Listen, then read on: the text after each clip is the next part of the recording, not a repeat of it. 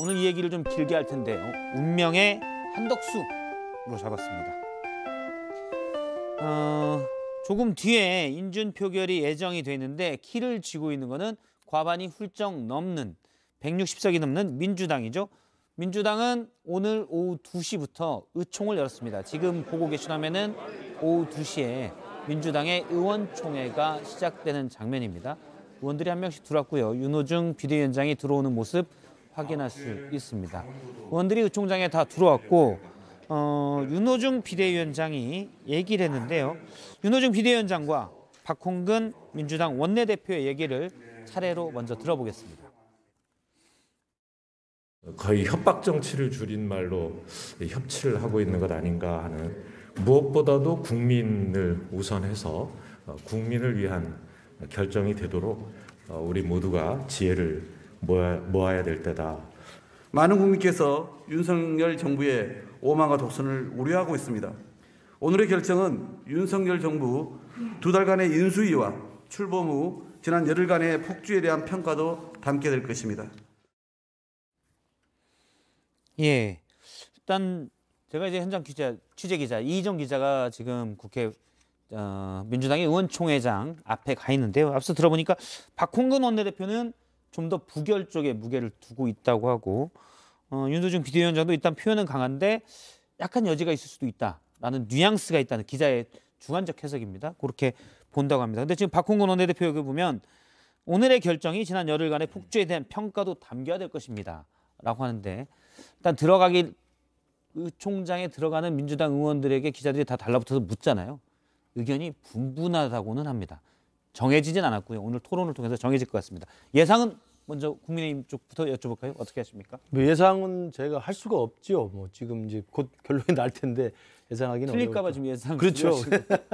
그리고 무엇보다도 지금 민주당 내에서도 갑론을박 그리고 의견들이 좀 서로 엇갈리는 상황이어서 저는 이제 민주당 내에서 의원총회를 하면 저런 인사건과 관련된 투표를 할 때 결론을 어떻게 내는지 제가 그 먼저 여쭤보고 싶어요. 그러니까 저렇게 이야기를 심도 있게 논의를 하다가 결국은 당 지도부가 결심을 하는 건지 아니면 표결에 붙여가지고 내부에서 다수결로 거스려서 많은 수의 의원들이 찬성하는 쪽으로 하는 것인지 잘 모르겠는데 저는 합리적인 토론들이 뭐 오고 가겠지만 지금 분위기로 보면 의원들이 결정해서 의원들의 다수의 의견으로 만약 결정하는 방식이라고 한다면 저는 부결 쪽 가능성도 배제할 수는 없지 않을까. 지금 민주당의 격앙된 분위기 그리고 민주당의 내부에 지금 이 이른바 굉장히 큰 피해의식 이런 게 있어서 저는 부결 쪽으로 갈 가능성도 없지 않아 있지 않겠나. 구체적인 의원총회 총의를 모으는 방식은 잘 모르는 전제에서 말씀드립니다. 어떻게 모으나요? 뭘 예측한다는 건 너무 어려워서요. 어떻게 해야 될지 모르겠는데 지금은 어떻게 하는지 정확하게는 모르겠습니다. 그러나 통상 뭐 크게 변함은 없을 거라고 생각하고요. 이제 토론에 붙여지면 뭐 하고 싶은 얘기가 있는 의원들은 전부 다 얘기를 하죠.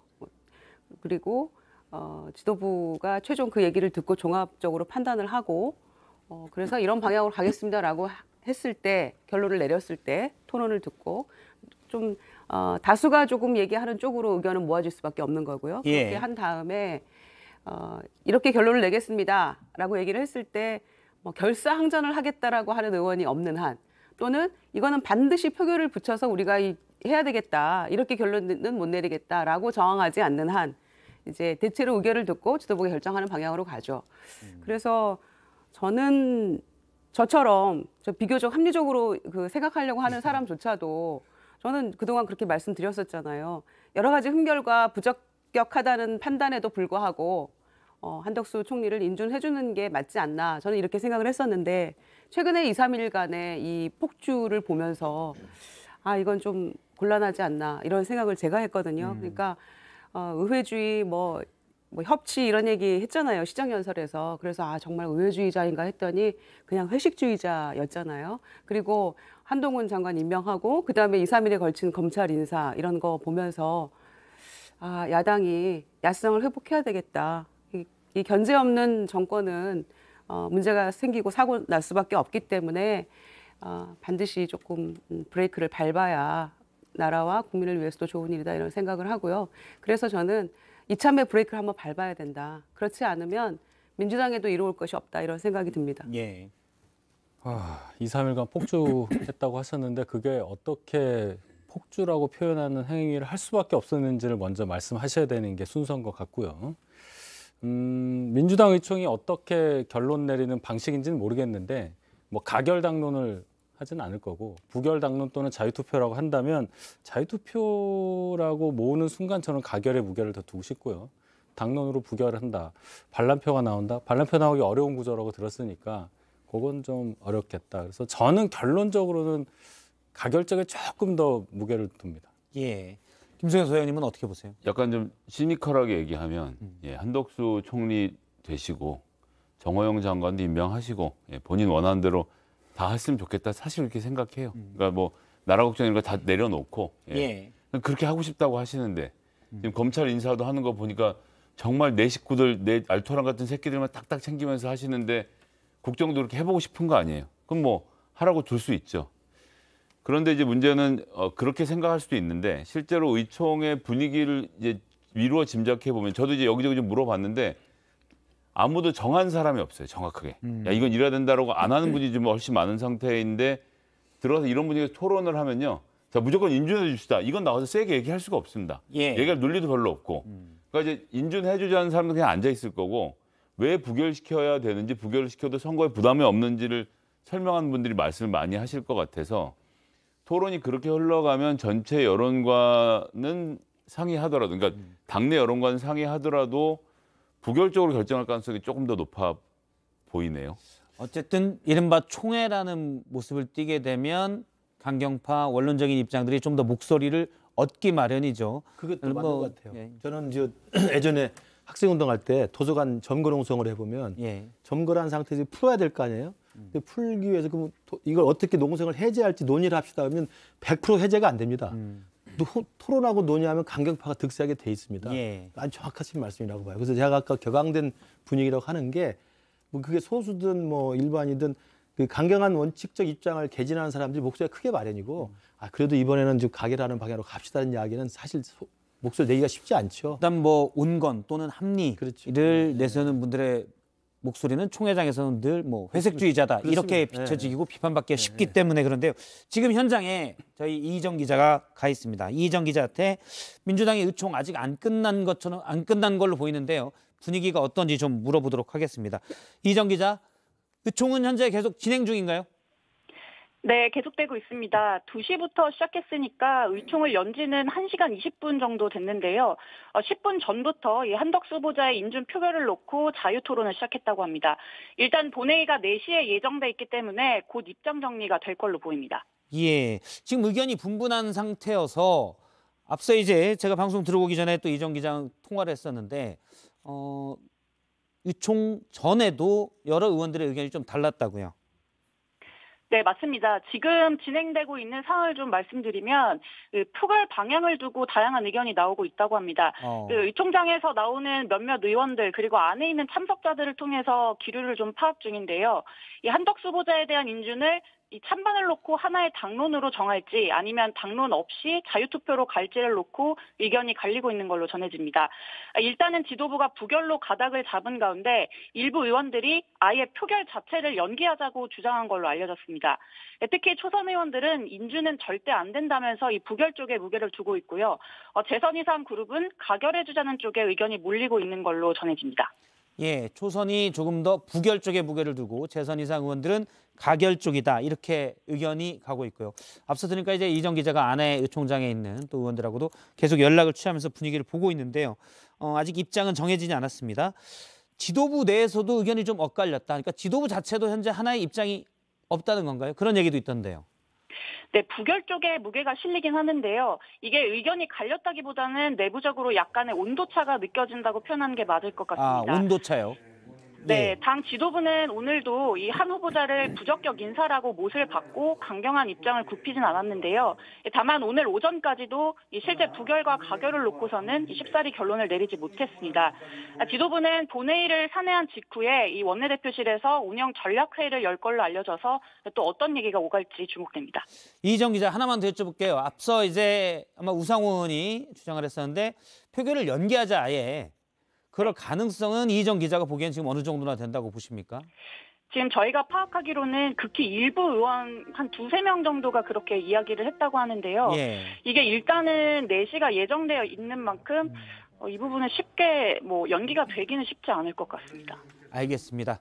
지금 민주당 의원총회장 앞에 있는 이희정 기자로부터 분위기를 좀 들었습니다.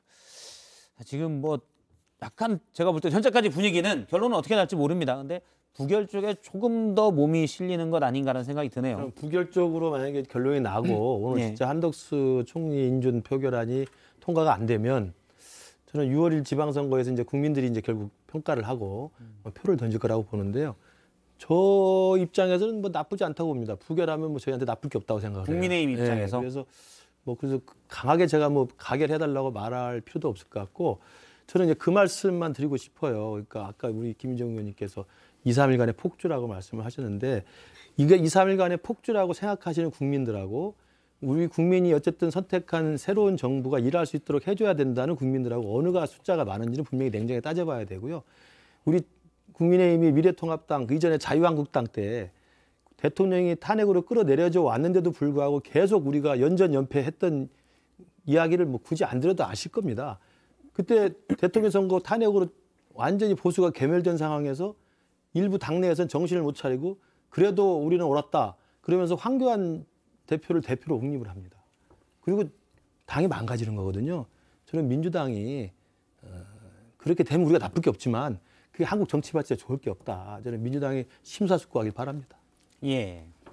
민주당이 지금 지방선거 구도상 너무 전망이 어둡죠. 추경도 그렇고 여야가 합의해서 그 추경 처리하고 한다고 해도 이거는 공은 윤석열 정부에게 돌아가기 마련이고요.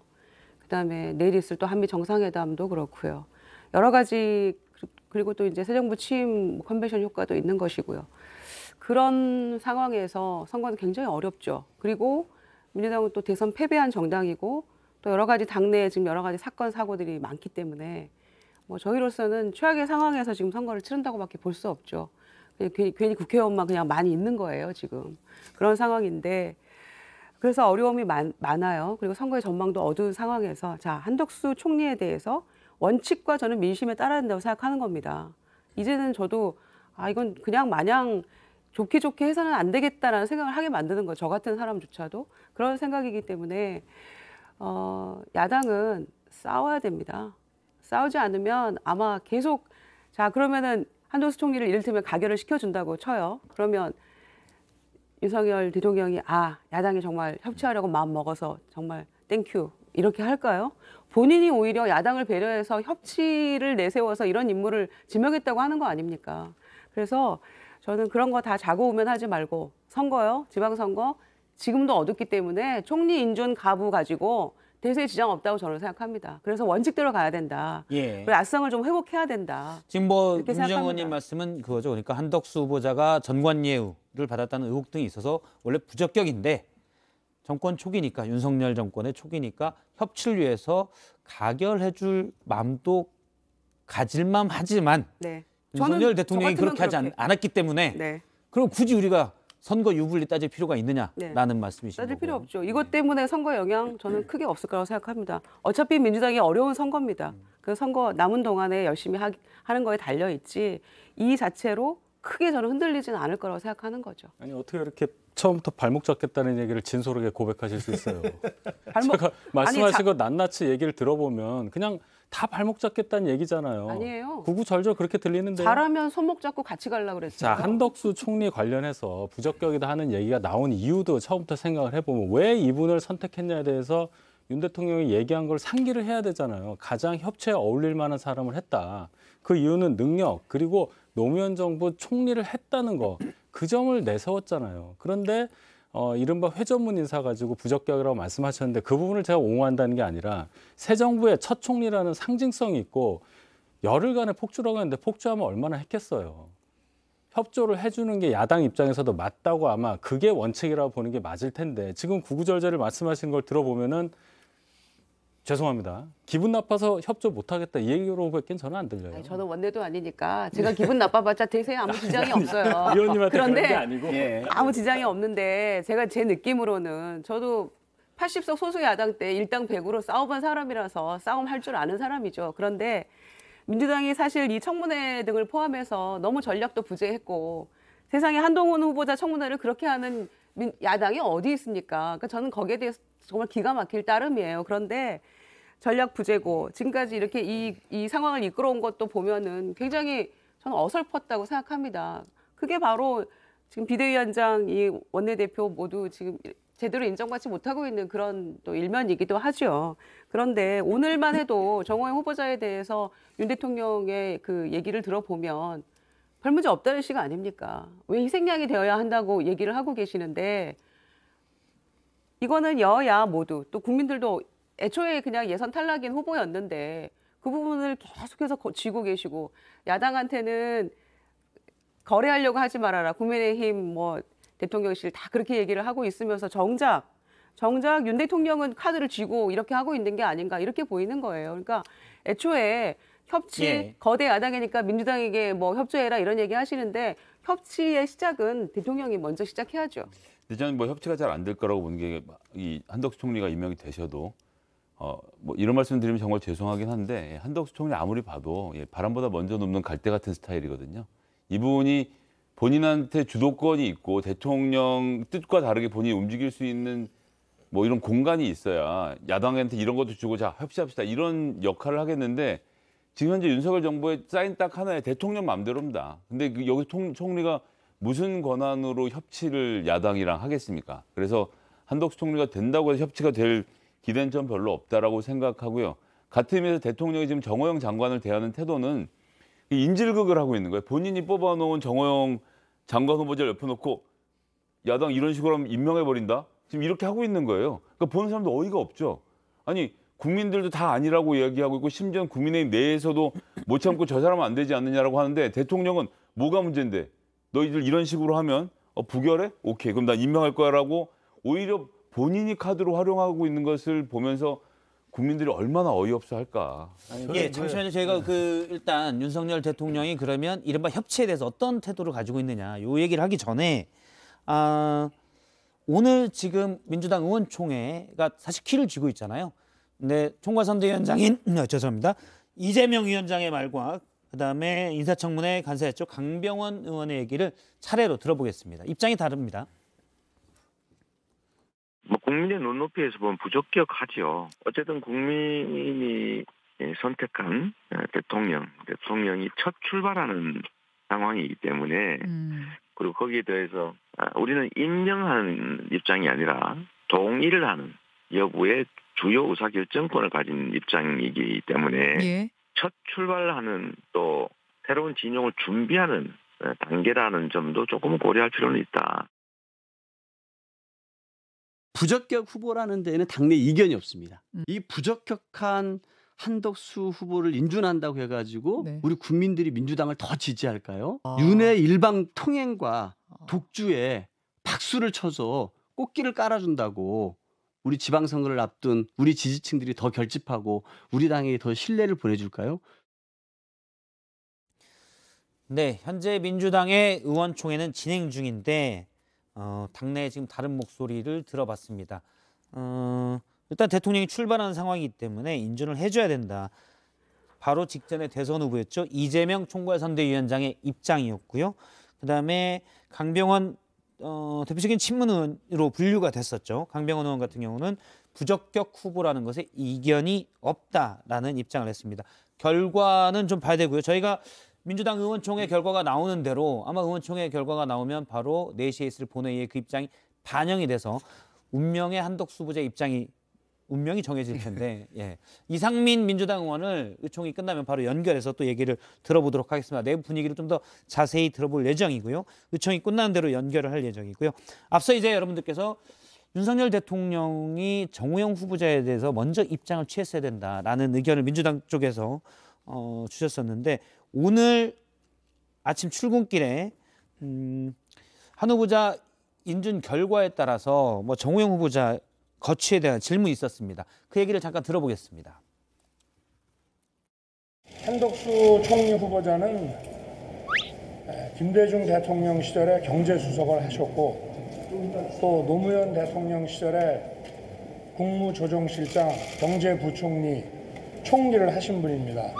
처음부터 협치를 염두에 두고 지명한 총리입니다. 잘 될 것이라고 저는 기대하고 있습니다. 예, 정 후보자에 대한 질문은 답은 없었고요. 한덕수 후보자에 대해서 잘 될 것이라고 기대하고 있습니다라고 얘기했는데 어떻게 되는지는 봐야 되고요. 정 후보자 얘기는 오늘 몇몇 언론에서 윤석열 대통령이 참모들과의 대화에서 이렇게 얘기했다라고 하면서 나온 바가 있는데요. 잠깐 그래픽을 준비했는데 보도록 하겠습니다. 오늘 중앙일보 기사입니다. 참모들과 대화 중에 윤석열 대통령이 왜 정 후보자가 희생양이 돼야 하느냐? 나는 정치 그렇게 하지 않는다.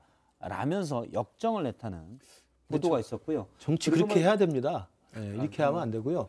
저는 그 정무수석이 뭐 하시는 거 계신지 잘 모르겠어요. 이런 거 하라고 정무수석이 필요한 겁니다. 제가 또 우리 또 대통령께서 이거 보고 계시면 역정 내실까 봐 걱정인데 잘 안 보시는 것 같아요. 네, 그 다행입니다. 맘 놓고 얘기하셔도 맘 놓고 말씀드리겠습니다. 제가 볼 때는 지금 뭐 민주당이 그 초선 의원 중심으로 특히 이제 강경 지지층한테 이제 눈치를 볼 수밖에 없고 또 포박 당할 수밖에 없는 그런 입장에서 강경 여론이 주도할 수밖에 있는 저는 구조가 있다고 봐요. 제가 아까 자유한국당 말씀을 잘 새겨 들으시면 됩니다. 근데 그런 분위기가 될 텐데 그래서 민주당도 그런 것이 어쩔 수 없이 가는 것을 막아낼 수 있는 합리적인 몸부림이 그 당내에 있기를 바라고 저는 그렇게 생각합니다만 윤석열 대통령도 그런 민주당이 좀 더 합리적으로 반응할 수 있도록 손을 먼저 내밀어야 됩니다. 이제 정무적인 것들이 있어야 된다는 말씀이시죠? 그게 그런 거 하라고 정무수석이 필요한 거. 그러면 이진복 정무수석이 물론 제가 안 보이는 데서 열심히 일을 하시겠지만 이럴 때 사실 한덕수 총리 인준 표결을 앞두고 야당을 찾아가서 야당 대표를 만나서 아까 말씀하신 것처럼 정호영 후보를 좀 인질극을 벌이고 있다고 그러는데 그런 말이 안 나오게 이야기를 해줘야죠. 그리고 대통령도 만약에 이 기사가 사실인지 아닌지 모르겠습니다만 정말 참모들 위해 지금 역정을 내시고 사실이라면 그 정치를 이렇게 하시면 안 됩니다. 정치라는 게 거래는 안 하겠다. 물론 맞는 말이죠. 거래를 해서는 안 됩니다만 어쨌든 윤석열 정부가 출발을 해야 되고 일을 할 수 있도록 하기 위해서 어쨌든 야당에게도 출구를 열어주고 퇴로를 열어주는 게 정치입니다. 거기에 명분을 주는 게 정치거든요. 그러면 그걸 만약에 대통령이 이렇게 말씀하시면 정무수석이 옆에 참모로 앉아 있었으면 네 맞습니다 할 게 아니라 대통령님 그렇게 하시면 부작용이 더 큽니다. 제 말씀 좀 한번 들어보십시오라고 진언을 해야죠. 사간원이 간관이 간언을 하듯이 직언을 해야 된다고 생각합니다. 이 썰전 라이브를 보셨으면 좋겠습니다. 저도 보셨으면 이제 김식 교수님이 이렇게 진언을 하는 모습을 잘 보셨는데 제가 듣기로는 이제 후보 시절에 진언을 통화로 하다가 많이 혼난 걸로 그래도 끝까지 진언을 하신 멋있습니다. 이게 지금 역정낼 일인가요? 국민들께 사과를 하셔야 될 일 아닌가요? 그 누구에게 역정을 내는 것인지 그 국민들과 또 여야 할 것 없이 또 여당 쪽에서도 겉으로 이제 또 그 직언을 하시는 분들도 계시더라고요. 그런데 또 차마 그렇게까지는 못하고 소갈이 앓고 있는 분들도 굉장히 다수가 있을 거라고 생각합니다. 그러면 여야 국민들도 정호영 후보자는 정말 이건 말이 안 되지 않나라고 생각하는 다수의 국민이 계시는데 역정을 누구한테 내시는 거죠? 교육부 장관 자진 사퇴 낙마했을 때도 사실은 유감 표명 한마디도 없으셨잖아요. 그리고 지금 정호영 후보자도 이렇게 문제 많다고 하고 있는데도 참모들에게 역정을 내셨다고 하면 이게 사실이라면 정말로 다시 한번 근본적으로 정치에 대해 생각해 보셔야 된다고 생각하고 시정연설이나 5.18 기념사에서 협치, 통합 이런 얘기 하셨는데 어떤 방식으로 하시겠다는 건지 기자실 1층에서 매일 마주치면서 Q&A 하는 걸로 그게 소통은 아니거든요. 소통이라 함은 얘기가 있으면 아웃풋이 뭔가 나와줘야죠. 그래야 되는 거 아닌가요? 저 사람의 생각이 내 생각과 다를 수 있다라는 걸 인정하고 그런 거죠. 그래야 이제 상대당이 원하는 게 사실은 저쪽 의견이 맞을 수도 있구나라는 게 이제 협치의 출발인데 저는 약간 의아한 게 정치적 거래가 없다라고 이제 지금 계속 국민의힘 쪽에서 이게 대통령의 뜻이든 또는 참모들이 전하는 분위기상 이것도 뭐 일종의 뭐 압박 비슷하게 전하는 것이든 그런 얘기들이 나오고 있는데 정치적 거래가 없다고 하는데 정작 정호영 후보자는 임명을 하지 않고 있고 그러면 임명을 해야 되죠. 9일 이후로 출근을 하지 않고 있다고 하는데 이건 잘 이해가 안 돼요. 그러니까 그 질문을 많이 받는데요. 많이 반대를 하고 있겠죠. 옆에 참모들이. 아까 뭐 정무수석님 말씀을 하셨겠지만 여러 사람들이 아마 임명하려고 하는 시도가 있었다면 막았을 것이고 또 그런 의사를 표시했을 때 여러 가지 반대 논리를 내놨기 때문에 아직까지 임명도 안 되고 어정쩡한 상태가 돼 있다고 저는 보고. 예. 그럼 이 상황에서 정호영 후보자한테는 뭐 이런 얘기도 있잖아요. 왜 이렇게 눈치가 없냐고. 근데 본인 스스로도 본인의 거취를 정할 수 없는 아주 지금 이상한 상황이 돼 있다고 저는 봐요. 정호영 후보자 입장에서도. 그러니까 이거는 정호영 후보자와 별개로 한덕수 총리 후보자에 대한 인준투표 오늘 결과에 따라서 저분의 이제 운명은 뭐 결정되는 게 맞겠다 이렇게 봅니다. 지금 말씀은 사실상 거래로 이루어질 수 있다라는 거잖아요. 이른바. 뭐 그렇게 봐야 되지 않을까요? 이미 거래를 한 건 윤석열 대통령 본인이기 때문에 이 한덕수 총리에 대한 인준 여부와 상관없이 그 다음에 정호영 장관에 대한 거취를 임명을 하든 아니면 임명을 하지 않든 이미 거래는 끝난 겁니다. 그러니까 윤석열 대통령 거래를 한 거고요. 이것을 붙들고 있었던 것이고 오히려 지금 거꾸로 놓고 보면 전체 장관 후보자 군 중에서 한덕수 총리만 개인적으로 모르는 사람인 거 아닙니까? 정호영 우리 장관 후보자하고는 이 대구 고검에서 이 아프던 시절에 1년에 두세 차례씩 만나서 술도 한 잔씩 하고 다 아는 사람들인데 이른바 40년 그렇죠. 가까이 알았던. 근데 이제 아까 전에 우리 김근식 교수님도 말씀하셨습니다만 한덕수 총리 부결시켜라라는 말씀에 전 모든 것이 함축되어 있다고 봐요.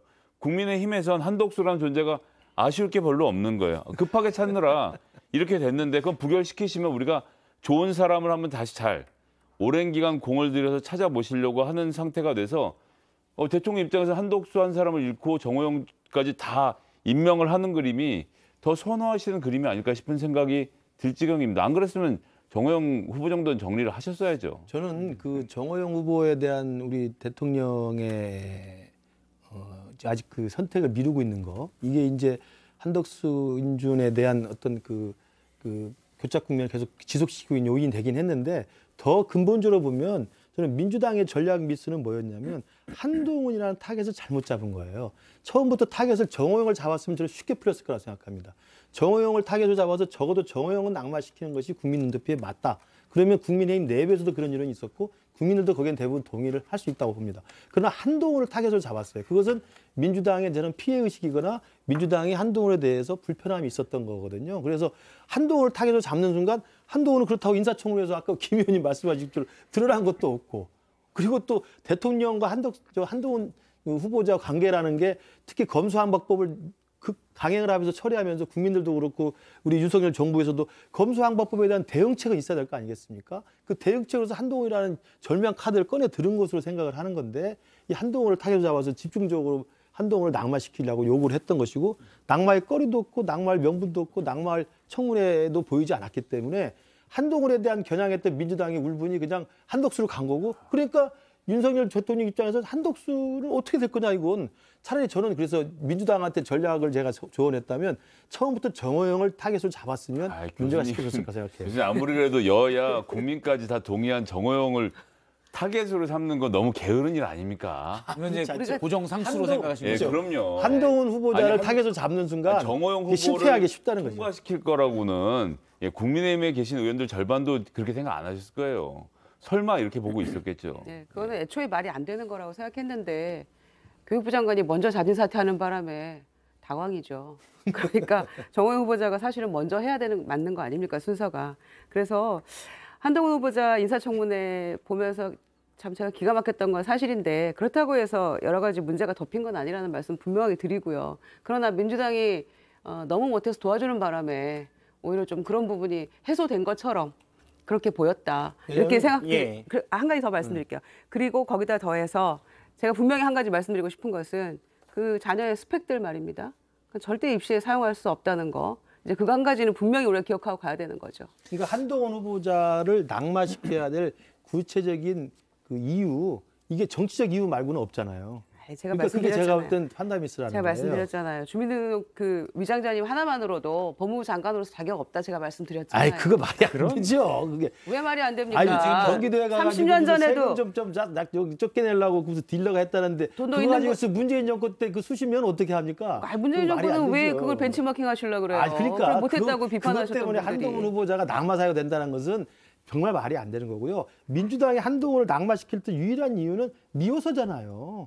미운 거잖아요. 그러니까 그것 때문에 했기 때문에 국민들도 납득이 잘 안 되는 거예요. 아니, 여러 가지 문제들이 나왔는데 왜 아니라고 예. 하세요? 아니, 자녀들이 한동훈 여러 가지 후보자 문제들이 얘기가 나왔는데. 본격적으로 자녀들 이야기도 나왔으니까. 결정적이 없었잖아요. 잠시만요. 저희가 이제 국회 상황은 민주당 의총이 끝나는 대로 이상민 의원을 연결해서 내부 분위기를 좀 결론이나 내부 분위기를 좀 들어보도록 하고요. 지금 마침 또 한동훈 법무부 장관 얘기가 계속 나오는데 지금부터는 그 얘기를 잠깐 하고 한덕수 총리 후보자 얘기는 따로 또 뒤에 하겠습니다.